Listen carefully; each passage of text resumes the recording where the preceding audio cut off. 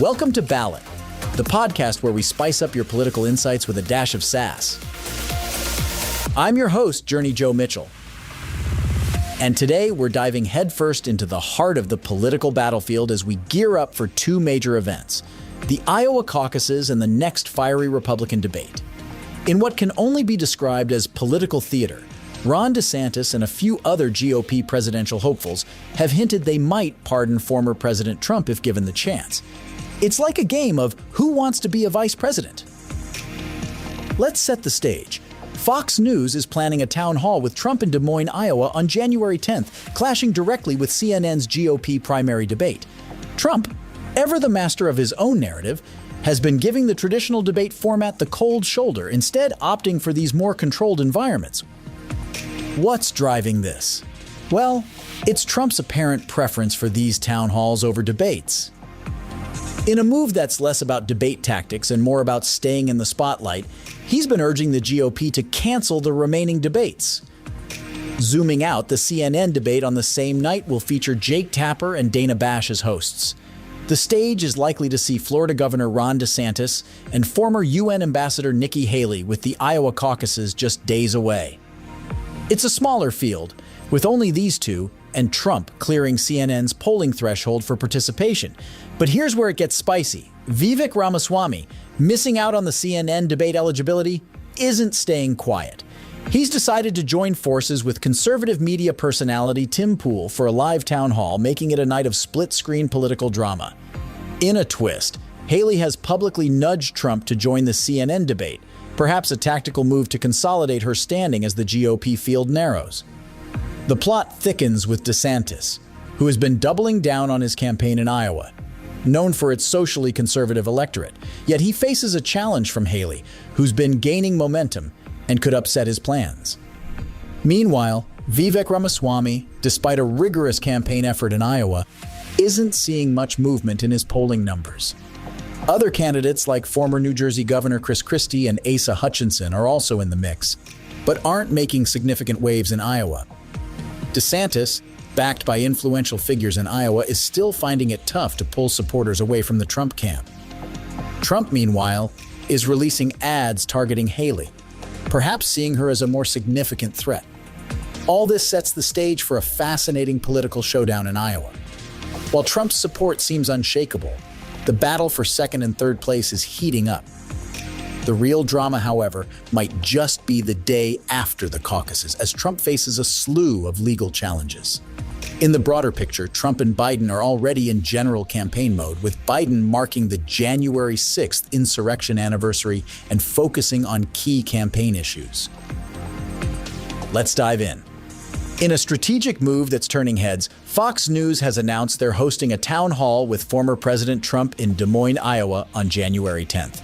Coincidentally, or not, it's the same time CNN is rolling out their GOP primary debate. Here's the lowdown. The Fox News town hall, set for 9 to 10 p.m. Eastern, will see Bret Baier and Martha MacCallum playing hosts. Trump, meanwhile, has been steering clear of the Republican primary debates. Back in October, he even suggested the Republican National Committee should just scrap the remaining debates. Talk about playing by your own rules.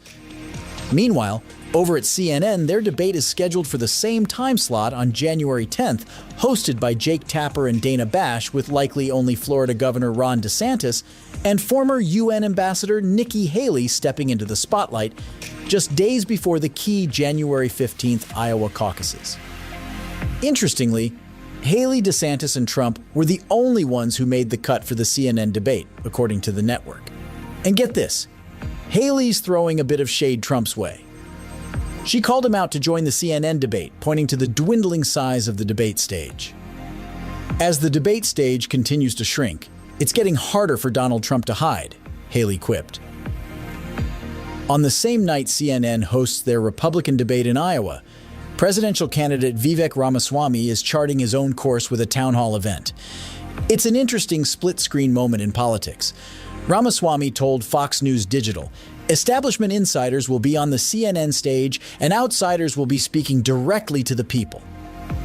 A clear indication of his stance as an outsider in this political race, the Ramaswamy campaign didn't mince words, saying, Ratings wasteland CNN has not only guaranteed themselves the most boring presidential debate in modern history, with two career politicians reciting consultant-vetted talking points, but the network has exposed itself to be actively engaging in egregious interference with the Iowa GOP caucus and disrespecting GOP voters. They further criticized CNN, alleging the network disgracefully cut short a town hall event with Ramaswamy last month. However, CNN insiders pushed back against these claims.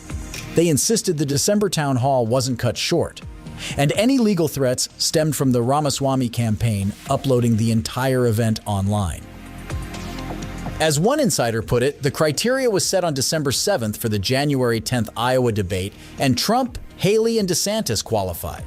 Ramaswamy's December CNN town hall ran the full length, and as far as uploading the video online, any individual cannot upload an hour of content from a cable television channel onto YouTube. These are the same rules that apply to the NFL, Oscars, Game of Thrones, or other programming. This isn't the first time Ramaswamy has butted heads with CNN. In a previous town hall, he clashed with CNN anchor Abby Phillip over his comments about January 6th, accusing the government of lying and mocking Phillip's interruptions as the establishment doesn't approve this message. Politico looked closer at Iowa. Donald Trump is sitting pretty at the top among Republican grassroots leaders, while Nikki Haley has surprisingly overtaken Ron DeSantis for the runner-up spot. This shakeup comes from a new poll targeting GOP county chairs nationwide, showing a last-minute shift among those looking for a Trump alternative, swinging towards Haley instead of DeSantis just before the Iowa caucuses. The numbers speak volumes. Trump leads with 37%, Haley follows with 16%, and DeSantis trails at 9%. And the candidate least favored by these chairs? Christie. This poll isn't just a one-off. It's part of a year-long effort to get a handle on the so-called invisible primary, that critical pre-voting phase of the campaign where backroom strategies and alliances are forged, often setting the stage for who eventually comes out on top. County chairs are the movers and shakers in this phase. They're deeply embedded in the party's internal workings and wield considerable sway in local GOP networks. Their endorsements are golden tickets for candidates, but they're not just political kingmakers. They've got their ears to the ground, staying in tune with the grassroots. Their shifting allegiances are like a weather vane, showing which way the party winds are blowing. More in a moment.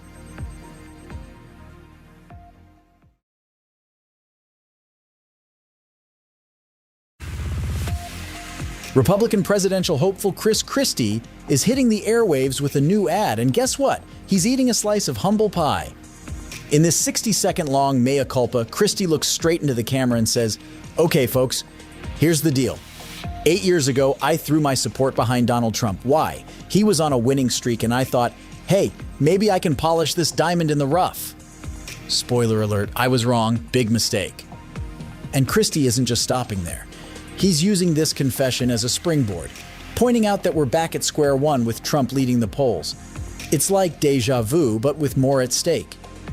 Christie's ad is less of a campaign pitch and more of a been there, done that, got the t-shirt moment in political history. Christie didn't hold back when radio host Hugh Hewitt's questions didn't quite hit the mark. The sparks flew when Hewitt, probing the former New Jersey governor and known Trump critic, asked a direct question. If it's Donald Trump, Republican nominee, against Joe Biden, Democratic nominee, who will Christie vote for? Christie's response was straightforward. At this point, I wouldn't vote for either one of them. But Hewitt, not one to let it go easily, pushed further, asking Christie what his plan would be. Christie held his ground, saying, "I'd vote down Ballot." Hewitt, aiming for a more definitive stance, pressed on, but Christie was ready with his rebuttal. "I mean, Hugh, this is not news. I've been saying this from the beginning. I'm the guy who didn't raise my hand on the stage when they asked me if you would support him if he was a convicted felon," he exclaimed, clearly exasperated. As the interview progressed, Christie couldn't help but call out the radio host for the lackluster line of questioning. "Hugh, you've interviewed me 100 times. This is probably the least substantive chat we've ever had," he remarked. As we look ahead to the Iowa caucuses and the next Republican debate, keep your ears open and your minds alert. Remember, stay informed, stay engaged, and always be ready to challenge the status quo. Catch you next time for more insightful dives into the world of politics.